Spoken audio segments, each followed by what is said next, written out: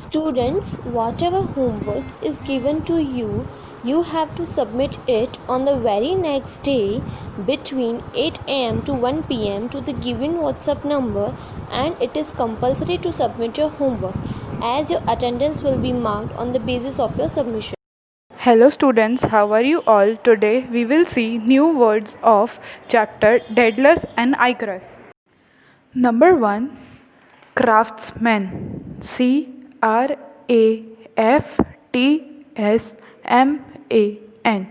Craftsman means kalakar. Number 2, tangled. Tangled. Tangled का means एक साथ मुड़ा हुआ. Number 3, annoyed. Annoyed. Number 4, impossible. Impossible.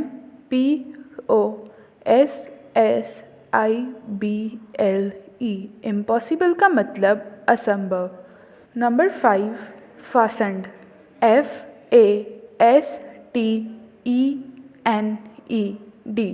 fastened का मतलब बंधा हुआ. Number 6, molded.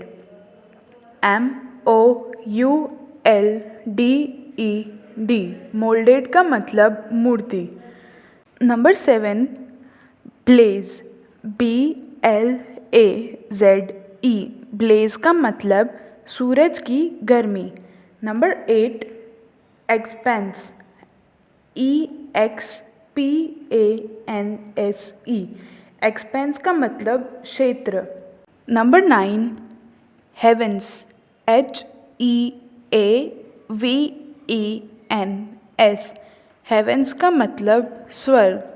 Number 10, dropped.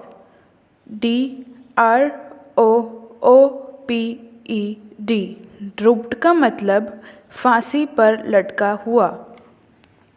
Students, you have to write the same in your notebook.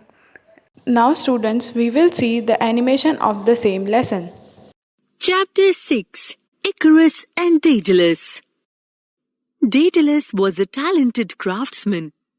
Once he built for King Minos of Crete a wonderful labyrinth of winding ways, so cunningly tangled up and twisted around that, once inside, you could never find your way out again without a magic clue. But the king was very annoyed with Daedalus for some reason. He ordered the architect and his young son Icarus to be imprisoned in a tower.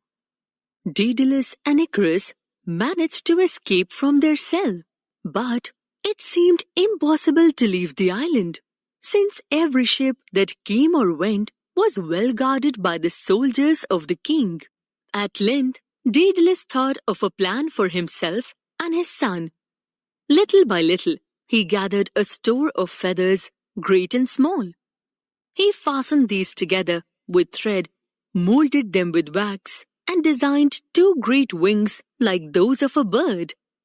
When they were done, Daedalus fitted them to his own shoulders, and after 1 or 2 efforts, he found that by waving his arms, he could fly in the air. Daedalus, without delay, began to work on a pair of wings for the boy Icarus and taught him carefully how to use them. He warned him against rash adventures among the stars.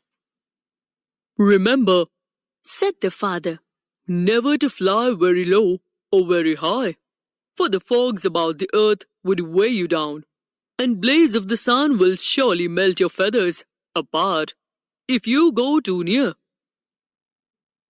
But the word of warning fell on deaf ears. Who could remember to be careful when he was to fly for the first time? Are birds careful? Not they.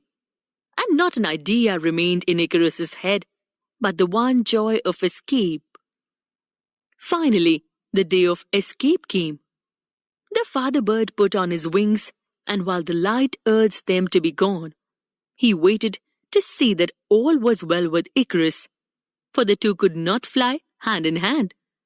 Up they rose, the boy after his father. The hateful ground of Crete sank beneath them. The father-son duo felt as free as a bird. The wide expanse of the horizon dazed them. But when a great wind filled their wings, like a child uplifted by his mother, they forgot everything in the world but joy.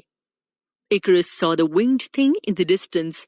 Before that was his father, Daedalus. He had been imprisoned too long. He was so giddy with pleasure that he forgot his father's words of caution. He stretched out his arms to the sky and made towards the highest heavens. Alas, the air grew warmer and warmer. Those arms that had seemed to uphold him relaxed. His wings wavered, drooped. He fluttered his young hands unsuccessfully. He was falling. In that terror, he suddenly remembered. The heat of the sun had melted the wax from his wings. The feathers were falling one by one, and there was no one to help. He fell like a leaf tossed down the wind, down, down, with a loud cry that was heard by Daedalus far away.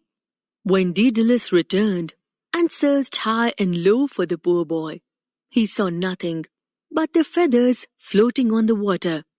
He knew that Icarus had drowned.